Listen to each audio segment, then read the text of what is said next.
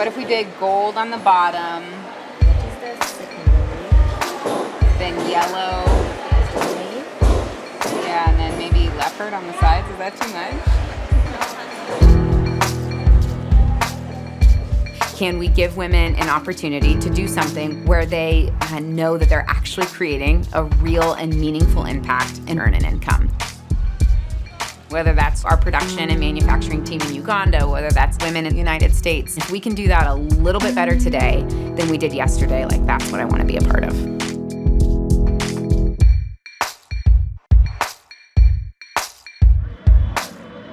I studied journalism while I was in university, went on to get my master's degree in journalism, graduated, got a job, and kind of had this moment where I realized that I knew a lot in my head about the injustices facing women and girls across the globe, but that my life, my community, my relationships, my friendships didn't actually reflect that.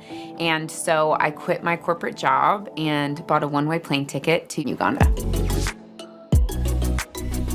My interest in women and girls in developing economies and in conflict and post-conflict zones was very formed by my faith and this belief that the Lord is with the marginalized and with the oppressed, and that part of being a child of God and part of living in community is understanding your privilege, of acknowledging that, of being thoughtful and intentional about how am I using the privilege that I do have in a way to make the world better and more just for somebody that might not currently be experiencing that. And while I was living and working in Uganda, I started learning firsthand the challenges that young women in Ugandan society face: poverty, injustice, gender inequality. I come from a family of 6 girls, and my mother is the breadwinner. As women, we don't have certain benefits that men are out there enjoying, yet we are all living in the same world, same resources. Here in Uganda, people have a perception that it's only men who can do this and women cannot.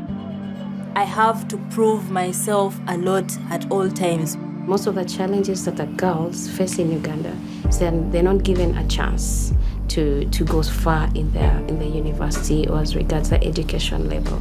They can't afford the tuition, school fees is so high.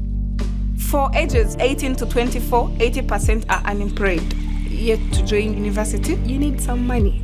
Forget about the fairy tales, you need some money. And our own parents, they pay to educate a boy first. The society still believes just the boys should be educated. So I knew that I wanted to help women in Uganda to go to university. And I started developing these strappy sandals. And my husband and I, we ended up selling enough sandals to send 3 women to university.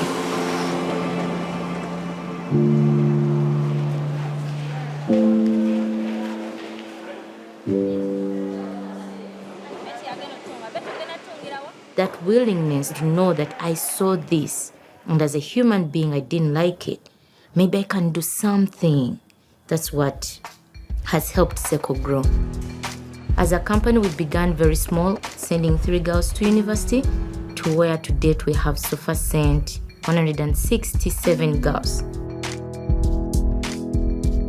These are humble girls that are bright, but they've also gone through a lot. Some have come from sex trafficking, broken homes, domestic violence. Others have come from war-torn areas like the northern Uganda. But despite the fact that they've gone through a lot, we are professionals in every way. And that means when you're cutting that small piece of leather, you have to put your mind to it.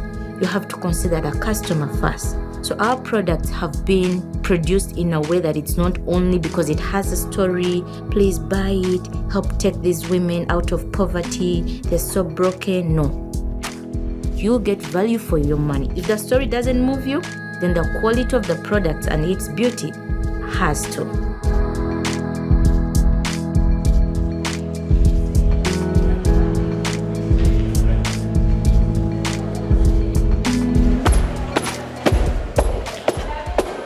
Ten years in, we are creating community and opportunity for women in Uganda. So a woman graduates from high school, she starts working at Sseko, Every month, 50% of her salary is automatically deposited into a savings account. At the end of her time at Sseko, we'll match up to 300% of her savings, and that will go towards her university tuition. So they're graduating, they're going to university, they're creating this incredible change in their communities. And we started asking, could we use that mission of creating community and opportunity for women at home in the United States as well? The answer was yes. And so we launched the Sseko Fellows. And these are the women here in the United States that sell the product, they style their friends, they share the Sseko story. They earn a commission off of all of their sales. And in addition to selling the product, they can build a team of women. So they really become leaders in our community who are not only selling the product, but leading and motivating and inspiring and equipping other women. We share the Sseko story first and foremost, and then we go into products and show them how it's made matters, and that everything that is touch and everything that is something we are showing is by a person that's receiving dignified wages, a fair wage job, funds for university, and that their purchase is super powerful. I'm able to share the story of Sseko, why I got started, what Sseko's done in my life and the impact that it's created for financial freedom or the ability to have purpose a little bit outside of my four walls being a mom, just by sharing these amazing products. That's part of creating dignity and respect for women in Eastern Africa. And we bring a group of our top sellers to Uganda every year. And the purpose behind that trip is to really just experience shared humanity. 1, 2, 3! First, when we began the Fellows program, to be honest, I first thought it was mainly for the Ugandan women.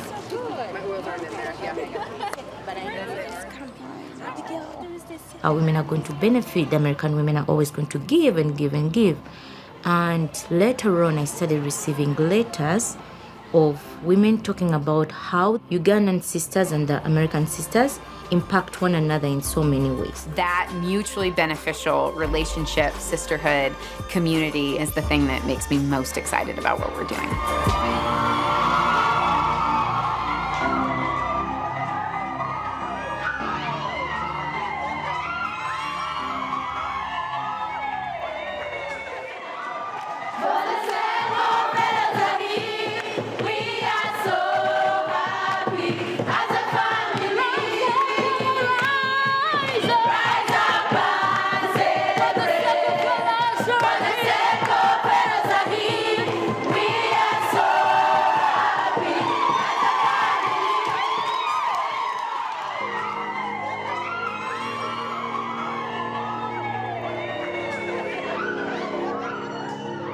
As human beings, we are always faced with the challenge of, I want to help, but I don't know where to start from.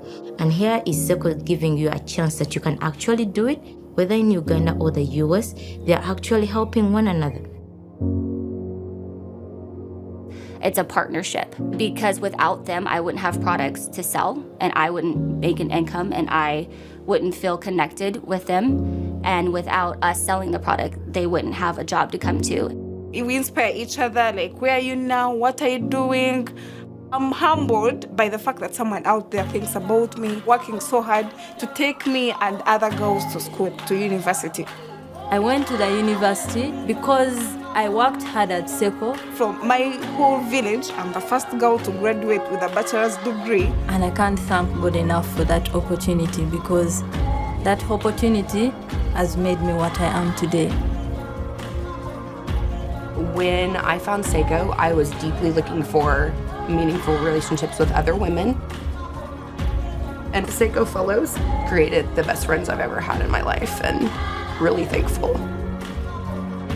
This is not just business to give us money at the end of the month.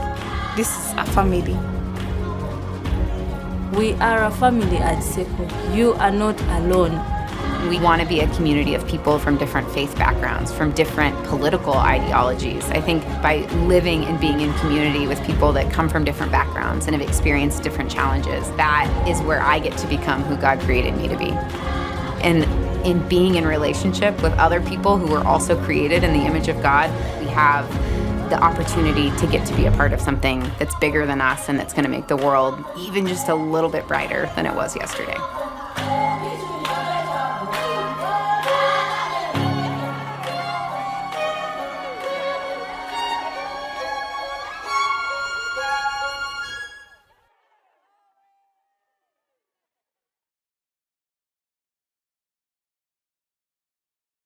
oh.